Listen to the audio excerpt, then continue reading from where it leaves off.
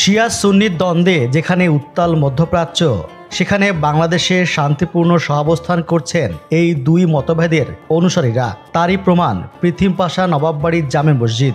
পৃথিম পাশা নবাববাড়ি জামে মসজিদ, আমরা এখানে শিয়া সুন্নি উভয়ে জামাতের সাথে নামাজ পড়ি। মৌলভীবাজার জেলা সদর থেকে প্রায় ৪৭ কিলোমিটার পূর্বে এই জমিদার বাড়ি মসজিদের অবস্থান। এখানে আমরা দুইজন ইমাম আছি, হানাফি মাযহাবের একজন ইমাম এবং আমি হলাম ফেকায়ে জাফরি মাযহাবের জয় ইমাম। এই মসজিদটা বাংলাদেশে একমাত্র মসজিদ যেখানে শিয়া এবং সুন্নি মাযহাবের নামাজ হয়, এবং শিয়া মাযহাবের শিয়া মৌলানা রয়েছেন এবং সুন্নি মাযহাবের সুন্নি মৌলানা রয়েছেন। এখন আমরা শিয়া মাযহাবের নামাজ একটু ভিন্ন, সুন্নি মাযহাবের একটু ভিন্ন, প্রায় একই।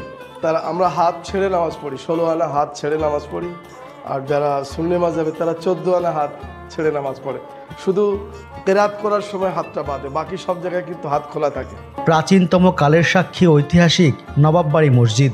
বহু বছর থেকে শিয়া সুন্নি উভয় অনুসারীরা সম্মিলিতভাবে এখানে নামাজ আদায় করেন, যার কারণে এই মসজিদটি সম্প্রীতির এক নিদর্শনে পরিণত হয়েছে।